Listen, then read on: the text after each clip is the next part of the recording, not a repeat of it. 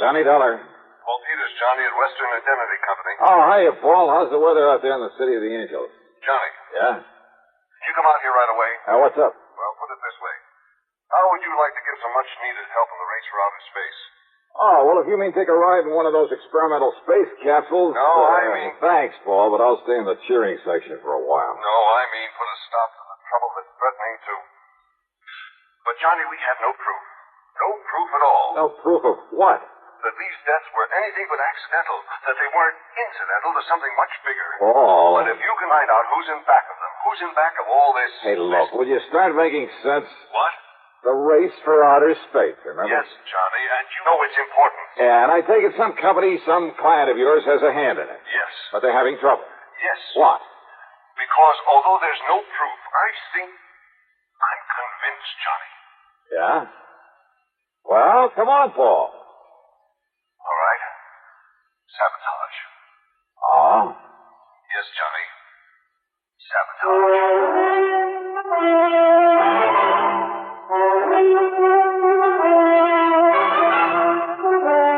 CBS Radio brings you Bob Bailey in the exciting adventures of the man with the action-packed expense account, America's fabulous freelance insurance investigator. Yours truly, Johnny Dollar.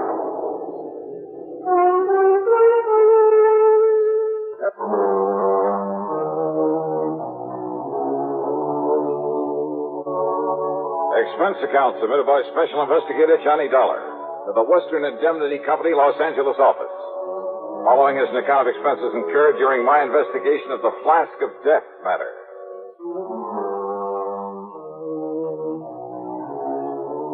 Expense account item 1, $180.40 for a plane to New York, then one of the big jets to Los Angeles. Item 2, $570 for a cab to Paul Peters' office on Wilshire Boulevard on the strip they call the Miracle Mile. I've arranged a rental car for you, Johnny, so you can get on up there right away. On up where, Paul? And you still haven't told me what this is all about. Look here at this detailed map, just above Santa Barbara. Here. Yeah. Hey, looks like that road runs off into the ocean. On a high bluff overlooking the ocean is the Bar Manufacturing Company. Bar. And the names of Doctors Joseph L. Barham and Ralph T. Barnwell. They're a couple of top-rate scientists. So what do they build? Spaceships? Ostensibly, they make small aircraft components, but actually, well, after they were dropped from governmental service, they begged and borrowed a lot of money to set up a little plant. And they've developed a capsule they're sure will enable a man to return from outer space. Kind of competing with the government, aren't they? Barham and Barnwell are determined to prove that private enterprise can accomplish more than a lot of inter-service wrangling can. More power to them. And if they can prove their rescue capsule works, they'll make millions, Johnny, literally millions. I should think so. Naturally, we, as their insurance company, will benefit too. So far, though, it's cost us a lot of money. Oh, how, Paul? Insurance policies on a couple of their key men who died recently under most peculiar circumstances. Yeah, how? During the testing of this device, but nobody seems to know exactly how or why those men died. Now, if you can find out for us... Yeah, well, I can try. Barham and Barnwell don't want you up there poking around, Johnny, but I've insisted on it, though they're expecting you. I see. So, will you get on up there right away? Sure, why not?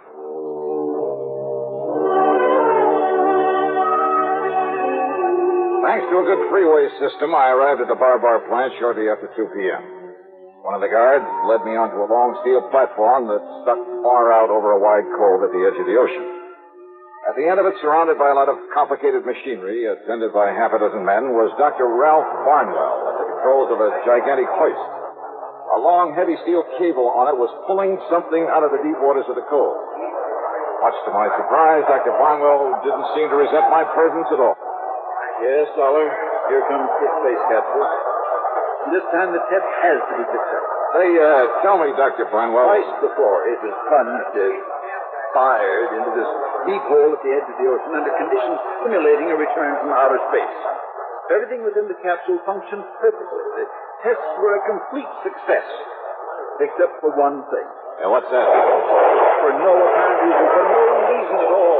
Yeah? The man inside it was dead. I see. Easy now. Lower, Doc. Yes. All right now. Ready on the cradle. And that's why, Mr. Dollar. That's why my partner, Dr. Joseph Barham, insisted on making this test himself. All right, men. Release the pressure so we can open the door of the capsule. All ready? Good. All right, now come on, Dollar.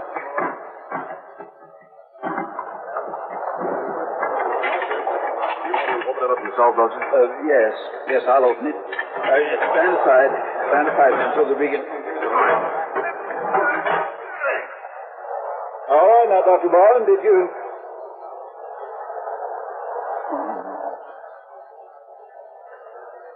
Joseph. Doctor. Like the others, sir. Dr. Barham's dead.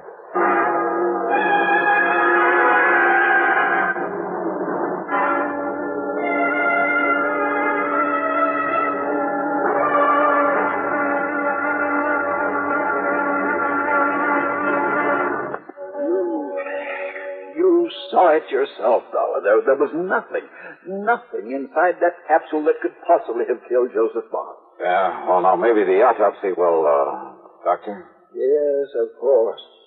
We'll have an autopsy, the same as we have on the other two men who died this way, but I know what the findings will be. What, sir? Asphyxiation.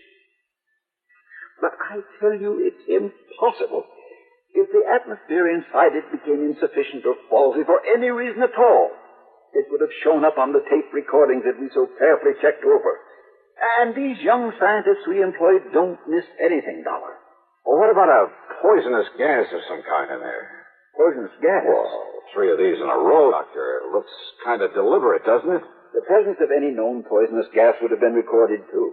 Any known poisonous gas? What? Well, isn't that what you said, Doctor? And with all the people in the world who'd like to see you fail with a rescue capsule, don't you think a few of them might be clever enough to make up something you couldn't spot? You're talking about some spy, that sort of nonsense? Is it nonsense? Nothing could be placed in that capsule without our knowing about it. You're pretty sure of all the people you have working there? Of course we are, as sure as we can be. Yeah? And what's more, if any device had been placed in the capsule to release this poisonous gas you're talking about, we'd have discovered it when we opened the capsule. We'd have smelled traces of it. Well, maybe. And maybe it sounds wild, Doctor, but have you considered the possibility of the man himself in there releasing some kind of... Dr. Barham, a suicide? No. Good heavens, no. All right, how was a breathable atmosphere provided inside that thing? 2 oxygen tanks, primarily, and a minus-pressure tank system containing a CO2 absorption unit, plus, of course... Well, what's been done with the oxygen tanks that were aboard? Why, they've probably been returned to the storeroom, where they can be made ready for the next test. You're not sure? I tell you, Dollar, the presence of any poisonous gas... Any known poisonous gas, remember? You know that rescue capsule inside and out, don't you? Every square inch. Even the most minute detail. Well, I know nothing about it, but, Doctor, that might be an advantage in my investigation.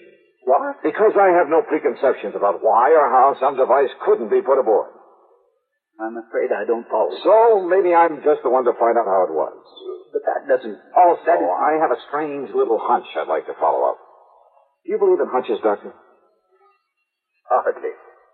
As a scientist, But, Mr. Dollar, if your hunch can result in finding the killer among us... Maybe it will, Doctor. Maybe it will.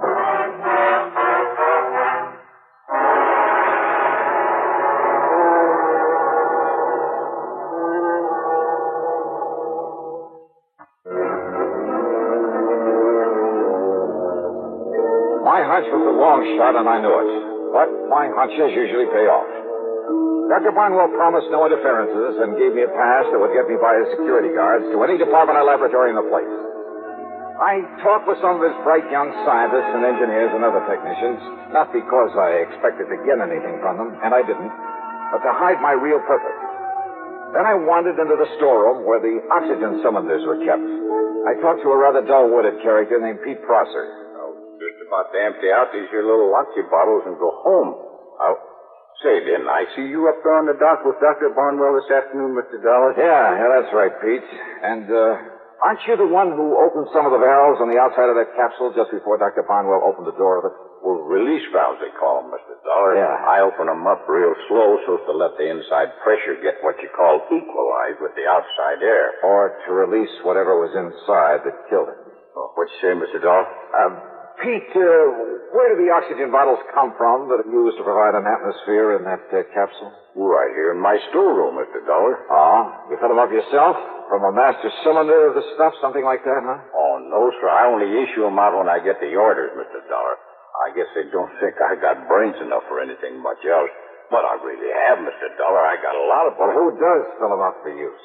Well, now, that's a funny thing, Mr. Dollar. I don't exactly know. You don't know? But it must be some of the scientists they got all around here. For all I know, Mr. Dollar, is they're always full and ready when I get the orders to deliver flask number so-and-so and so-and-so up to the dock. I come down here and get them and then help install them. What happened to the bottles that were used this afternoon? Well, the first thing we done, Mr. Dollar, was check them out up there on the dock. Check them out? Sure, Mr. Dollar, to be sure they still had pressure in them in case their running out was what killed poor Dr. Barham. But it wasn't, on account of they still had plenty of pressure. You emptied them up there? Oh, no, sir, Mr. Dollar. That's what I was going to do when you come here just now. You see them here on this rack? Yeah. What have you hooked them up to? That pipe through the ceiling there, what's it? Oh, that's the exhaust. You see, I just open this valve, and they empty out in the air where they can't cause no explosion or nothing. No, wait. Close that valve. Oh, sure. Only we can't fill them up fresh if we don't empty them first. Hey, Pete, well, listen, Pete. Yes, sir, Mr. Dollar. Well, I kept you after hours, and I'm sorry for that. Oh, that's all right. So, why don't you run along and I'll take care of emptying these flasks for you, huh? Well, now, that's real nice of you, Mr. Yeah, Dollar. sure. I'll see you in the morning. Yes, sir. Well, good night, Mr. Dollar, and thank you, sir. When he was gone, I tore over to one of the laboratories I'd visited earlier. There I borrowed a couple of healthy-looking white mice. Then back to the storeroom. I hooked a tube onto each of the oxy bottles and slowly fed the contents, supposedly pure oxygen, into the cage with the mice. Well, for a while, they cavorted about very merrily, and I wondered if for once my hunch had been a wrong one. But then, suddenly, the mice keeled over, lay there, gasping for breath. And by the time I could shut off the valve, both of them were stone dead.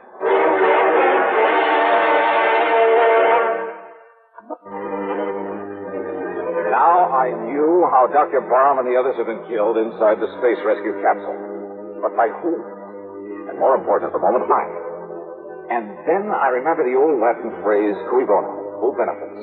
And the answer came so easily I could have kicked myself. How to prove all this? Well, maybe if I took lethal oxygen tanks up to Dr. Barnwell's office and... maybe there was a better way. Yeah, a little less dangerous.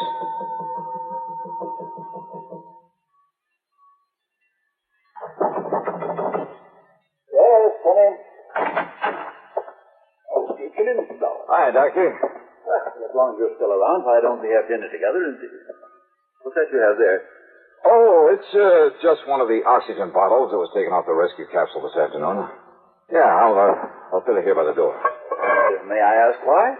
Well, because I think the valve has developed a leak, and I just thought you ought to know about it. The valve? It leaks? Sure. Did you hear it? Yes. Yes, well, then we'd best get it out of here. Oh, no, that's all right. Sit down, Doctor. I want to talk with you. Yes, but a lot of additional oxygen in here. If you were to forget and light a cigarette, light a match. I won't forget. Probably wouldn't do a thing anyway. Now, Mr. You know, in spite of your nice reception, I understand you didn't want me to come up here and poke around. Well, I'm sorry if you got that impression. It's probably because Dr. Barham and I felt that... you and Barham got out of government service, didn't you? Why, yes, we did, because we... Because the security boys found out some things about you they didn't like? I know, that's ridiculous. Doctor, I'm not going to beat around the bush any longer. I should have known there was something phony about your ordering the pressure released in that capsule before you opened it up this afternoon. What? It was really to dissipate the poison gas in it, wasn't it? What poison gas? Mr. Dollar, I told you my opinion of your poison gas theory earlier. But now about this flask of oxygen you Doctor, now that the capsule works, it's worth millions, isn't it? Works. By killing 3 good men? The first 2, I suspect, were to convince everybody it was accidental. What? Sure. So nobody'd be suspicious when Dr. Barham... Dollar. Yeah. Leaving everything to you, millions. What is this nonsense? And listen, about this leaky bottle of oxygen... Well, now, why get so upset about it? I'm not upset. Then sit down. No, Doctor, I said sit down. What do you mean? Done? Yes, sir, that's right. Now move over so I can call the police to come and pick you up for murder. You can't do it, and listen to me. Well? Listen, we must get out of here quickly. Oh, I'm in no hurry. Now, Dr. Barnwell... Listen, that flask there by the door leaking the gas in here. I thought it was harmless oxygen. It is, of course it is. Only just... Please, let me out of here. Doctor, you try to move and I'll pull this trigger so help. But that gas... That hydrogen oxygen gas... Oh, is that what you really put in that harmless-looking little flask? Yes. The same slow-acting gas you used to kill your partner and the other 2, huh? Yes. Then you admit it, huh? Yes, I killed him. I killed Barron to get the plant for myself. You'll put that in writing? Anything, but let me out before the gas kills me, too. I can feel it now. We're too late, Dollar. We're too late. Oh, stop blubbering and get up on your Too feet. late, we'll die. Wrong, Doctor. This flask isn't one of those out of the capsule. What? No. I pulled this one off the shelf. All it holds is pure oxygen. I hope.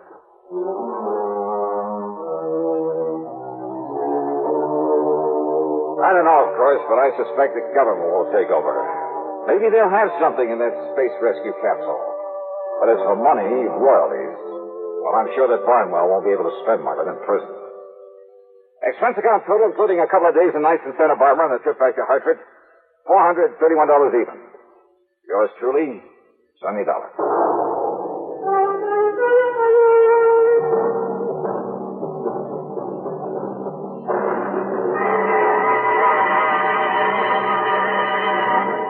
A story that's called The Wholly Unexpected Matter. And believe me, the title fits. Yeah, it involves a wild trip across the country in search of a killer. A killer who just happens to be looking for me. Who apparently knows more about my plans and where I'm going than I do myself. All of which leads up to a really unexpected twist at the end of the yarn. I think you'll like this one. Like it a lot. So join us, won't you? Yours truly, Johnny Dollar.